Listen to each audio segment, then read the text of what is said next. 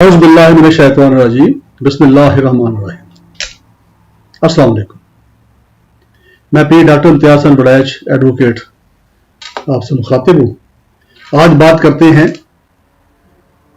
کہ پراپرٹی کو بغیر نیا ٹیکس مفتاح اسماعیل صاحب جب وزیر خزانہ تھے اس زمانے میں لگایا گیا تھا، جو انکم ٹیکس کی سیکشن 7E کے تحت وہ ٹیکس نافذ ہوا ہے۔ اس کے اندر ایک نئے سرے سے ایک نئے انداز میں یہ ٹیکس لگا ہے کہ جس میں ڈیمڈ انکم جو ہے اس کے اوپر ٹیکس لگایا گیا ہے۔ یعنی انکم ہے نہیں ہے لیکن یہ ڈیم کیا جا رہا ہے، یہ سمجھا جا رہا ہے کہ اس سے یہ انکم آ رہی ہے۔ تو یہ ایک نیا کنسیپٹ پاکستان کے اندر پہلی بار دیکھنے میں آیا، جس کو مطلب کورٹس میں چیلنج بھی کیا گیا، کئی میں فیصلہ آ بھی گیا اور کچھ ابھی پینڈنگ ہے، سپریم کورٹ میں ایون پینڈنگ ہے میٹر۔ تو اس کو دیکھتے ہیں کہ یہ ہے کیا۔ تو ڈیمڈ انکم سے مراد یہ ہے کہ اگر آپ کا خالی پلاٹ پڑا ہوا ہے، اگر آپ کا خالی مکان ہے، کوئی صرف ایک مکان جس پہ آپ خود رہ رہے ہیں وہ ایگزمپٹ ہے، یا ایسی پراپرٹی جس پہ آپ کاروبار کر رہے ہیں، آپ نے اپنا کوئی دفتر بنایا ہوا کاروباری، آپ نے وہاں پہ کوئی کمرشل ایکٹیویٹیز کر رہے ہیں، تو وہ بلڈنگ جو ہے وہ ساری وہ بھی اس سے ایگزمپٹ ہے۔ ان دو پراپرٹیز کے علاوہ وہ پراپرٹی جو کہ آرم فورسز کے افسر جو ہیں یا سرکاری افسر جو ہیں ان کو سروس کی وجہ سے الاٹ کی جاتی ہیں، تو وہ بھی ایک پراپرٹی جو ہے وہ ایگزمپٹ ہے۔ اس کے علاوہ اگر کوئی آپ کی ایسی پراپرٹی ہے، چاہے وہ مکان ہے، چاہے وہ کوئی خالی پلاٹ ہے، وہ اس کی اگر ویلیو جو ہے 2.5 کروڑ سے اوپر ہے، 2.5 کروڑ جو کہ FBR کا جو ریٹ ہے اس کا ہر علاقے کا انہوں نے اسیس کیا ہوا ہے، ہر پراپرٹی کی جو قیمت ہے انہوں نے ایک اسیس کی ہوئی ہے، تو اس کو فیئر مارکیٹ پرائس بولتے ہیں۔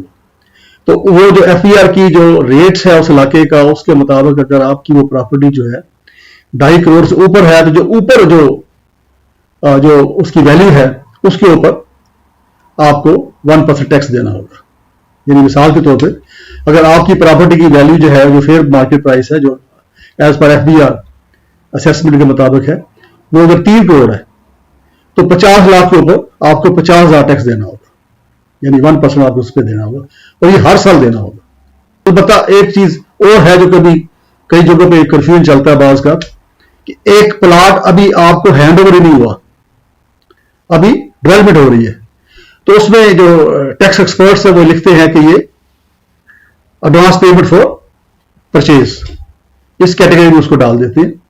کیونکہ وہ بھی آپ کو ابھی اس کی ڈیولپمنٹ ہونی ہے، ابھی آپ کو دیا ہی نہیں ہے، آپ کے نام نہیں ہوا، آپ کو دیا بھی نہیں ہے، تو اس کے اوپر یہ ٹیکس لاگو نہیں ہوگا۔ اسی طرح اپارٹمنٹس ہیں، کئی لوگ قسطوں میں اپارٹمنٹس لیتے ہیں، تو قسطیں ادا کر رہے ہیں لیکن اپارٹمنٹ ابھی ان کو ٹرانسفر نہیں ہوئے اور وہ ابھی بن رہے ہیں، تو اس کے اوپر بھی وہ جو رقم ہے اس کے اوپر ٹیکس نہیں ہوگا۔ تو یہ تو وہ ہے۔ اب اس چیز کو لے کے مختلف جو لوگ ہیں جو افیکٹڈ پارٹیز تھیں، انہوں نے اس کو میٹر کو کورس میں لے کے گیا، کیونکہ اس سے کافی مارکیٹ میں جو ریئل اسٹیٹ کا بزنس ہے اس کے اوپر بڑا افیکٹ پڑا ہے۔ تو پہلے لوگ یہ کرتے تھے کہ اس کو ایک سیف انویسٹمنٹ کے طور پہ وہ کہیں اور انویسٹ کرنے کے بجائے وہ پلاٹ لے لیتے، دکان لے لیتے، اپارٹمنٹ لے لیتے۔ اب یہ ہوگا کہ اس ٹیکس لگنے کی وجہ سے جو بائنگ ہے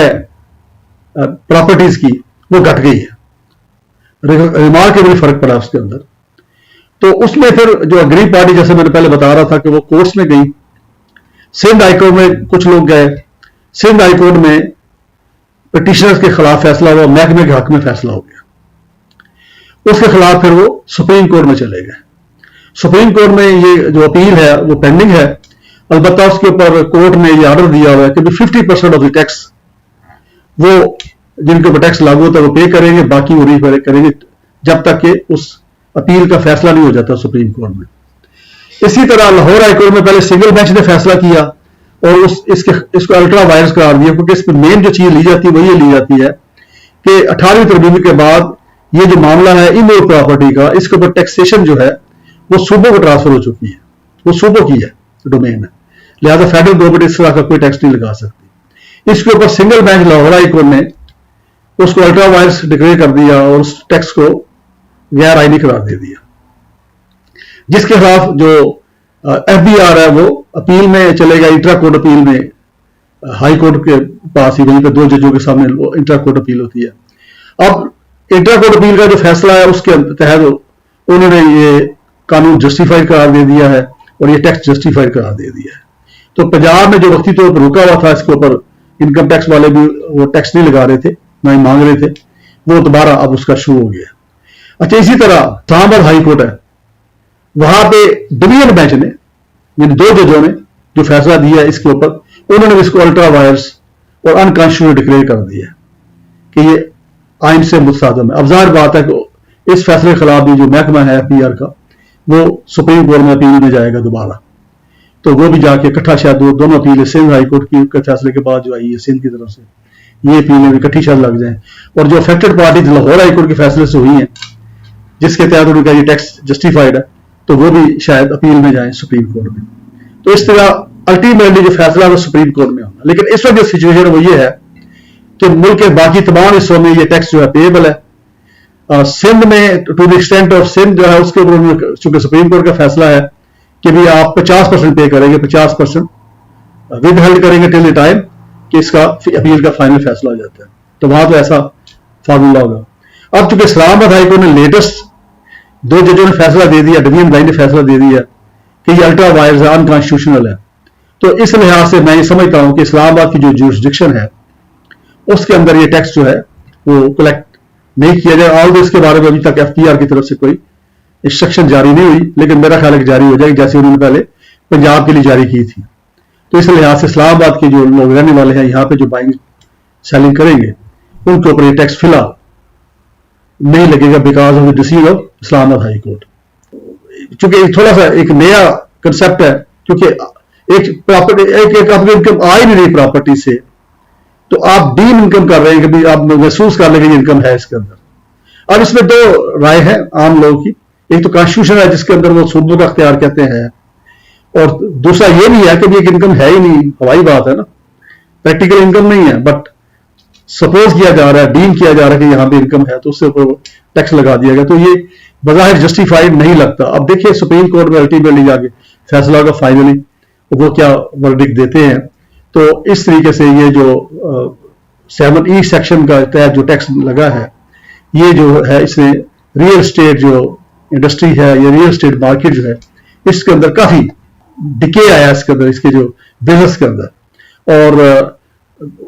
जब तक अब इसका फाइनल फैसला नहीं हो जाता तो जिन इलाकों में ये सेक्शन 7E ऑपरेटिव है वहां पे लोगों को टैक्स पे करना पड़ेगा, और वो टैक्स पे करना चाहिए अल्टीमेट। अदरवाइज फिर ये होगा कि वो टैक्स जो है उसके ऊपर पेनल्टी भी लगेगी, और बाद में जो FBR है वो नोटिस दे के उनसे वो रिकवर भी करेगा, साथ पेनल्टी भी रिकवर करेगा। तो इसलिए बेहतर ये है कि वो पे कर देना चाहिए अगर स्टे वगैरह वहां पे नहीं है उस इलाके में।